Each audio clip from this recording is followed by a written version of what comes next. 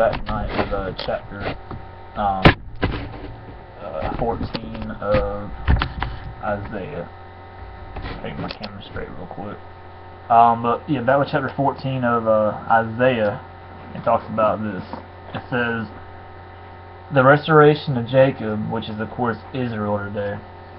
It says, for the Lord will have compassion on Jacob, or Israel, and will again choose Israel, and will set them in their own land, and sojourners will join them, and will attach themselves to the house of Jacob, and the people will take them and bring them to their place, and the house of Israel will possess them in the Lord's land. As male and female slaves, they will take captive those who were their captors, and rule over those who oppressed them. So what God's saying is, those countries, whether it be Assyria, Babylon, whoever it is, those countries that attacked Israel, God will turn around and make those countries Israel's slaves. Pretty awesome stuff. Israel's remnant taunts Babylon. When the Lord has given the rest from your pain and turmoil, and the hard service with which you were made to serve, you will take up this taunt against the king of Babylon. Meaning God's telling Israel to taunt the heck out of the king of Babylon until he lets y'all, lets you go.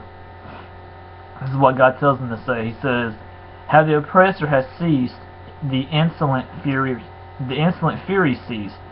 The Lord has broken the staff of the wicked, the scepter of rules that struck the people in wrath, with unceasing blows that ruled the nations in anger, with unrelenting persecution. The whole earth is at rest and quiet. They break forth into singing. The cypresses rejoice at you. The cedars of Lebanon sing. Since you were laid low, no woodcutter comes up against us. Sheol, which is death or hell, beneath is stirred up to meet you when you come. It rouses the shades to greet you, all who were leaders of the earth. It raises from their thrones all who were kings of the nations. All of them will answer and say to you, you too have become as weak as we. You have become like us. Your pomp is brought down to Sheol, the sound of your harps. Maggots are laid as a bed beneath you. Just think about that real quick. Verse 11 says, your pomp is brought down to Sheol, which is, I believe, is representing, or of course, either death or hell. Probably hell. It says, the sound of your harps, maggots, are laid as a bed beneath you. Like I said, this could be talking about hell or death.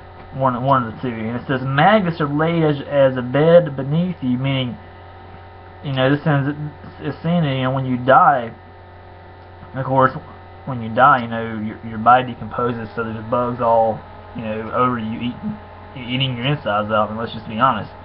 I mean, it's disgusting, but I mean, it's the truth. But what seems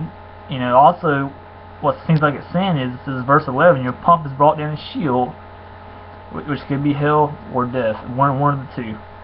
The sound of your harps. The maggots are laid as a bed beneath you, and worms are your covers, meaning that, of course, when you're down on the ground, you're dead, you're going to have, because your body starts decomposing, you're going to have bugs eating you out, This could also be representing hell, when you're down in hell, you could have, these maggots, you could have worms, you could have all kinds of these, insects or bugs, whatever you want to call them, eating you inside, eating your insides out, while you're burning in the fires of hell.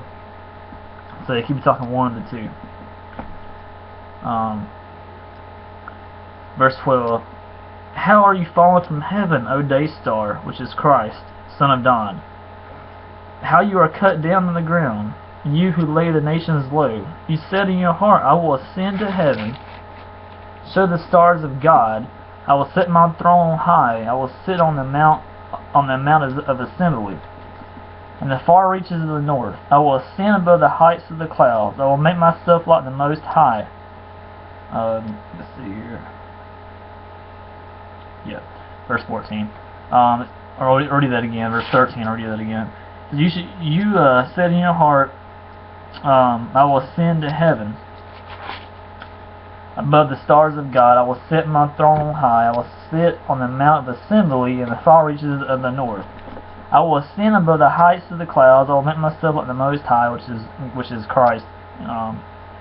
But you are brought down a shield to the far reaches of the pit. What I'm saying is, verse 14, it says, I will ascend above the heights of the clouds. I will make myself like the Most High, who's of course Christ, who's God. And it says, verse 15, but you are brought down a shield, which is hell, to the far reaches of the pit. Those who see you will stare at you and ponder over you. Is this the man who made the earth tremble, who shook kingdoms, who made the world like a desert and overthrew its cities, who did not let his prisoners go home? All the kings of the nations lie in glory, each in his own tomb. But you are cast out away from your grave like a hated branch, clothed with slain, those pierced by the sword, who go down the stones of the pit, which is death, like a dead body trampled underfoot. You will not be joined with them in burial, because you have destroyed your land, you have slain your people. May the offspring of evildoers never more be named. Prepare slaughter for his sons, because the guilt of their fathers, lest they rise and possess the earth, and fill the face of the world with cities. I will rise up against them, declares the Lord of hosts, who's Christ, and will cut off from Babylon name and remnant, descendants and posterity, declares the Lord. And Christ is saying that he's going to wipe out. And Christ is God. He's saying that he's going to wipe out Babylon. He's going to destroy it. It says, I will make it a possession of the hedgehog and pools of water, and I will sweep it with the broom of destruction, declares the Lord of hosts. An oracle concerning Assyria. This is God threatening to destroy Assyria, which was a nation on the Iraqi-Turkey border.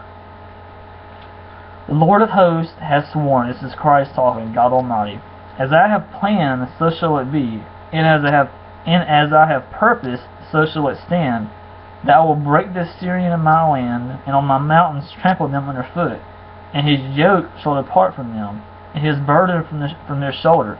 This is the purpose that is purposed concerning the whole earth, and this is the hand that is stretched out over all the nations. The Lord of hosts, whose Christ, has purpose, and who will annul it? His hand is stretched out, and who will turn it back?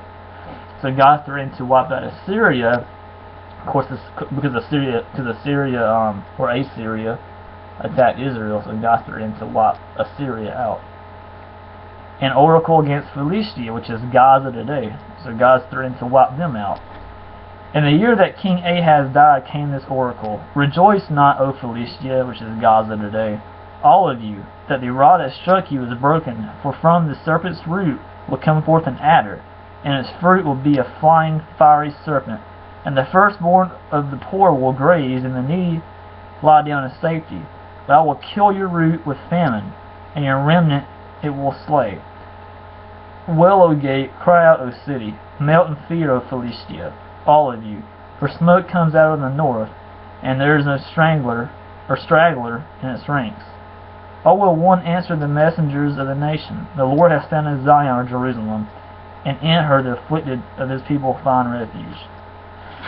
So this is chapter 14 about God restoring Israel, back, or, bringing them back to the land, restoring them, so they can, rebuild their nation and rebuild the second temple. And then you got, of course, God tells Israel to taunt Babylon, to warn them that of course, Babylon attacked Israel, and God's telling Israel to warn Babylon that they come against you again, that God's going to wipe them off the face of the earth, which he did.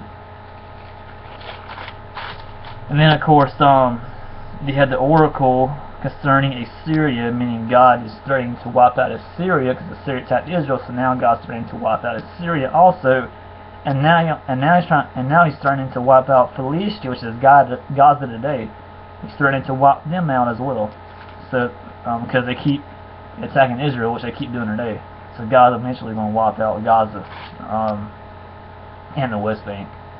It says the oracle. Yeah, I mean that's an oracle concerning Philistia. But that's chapter 14, and I'll be back with chapter 15 here shortly.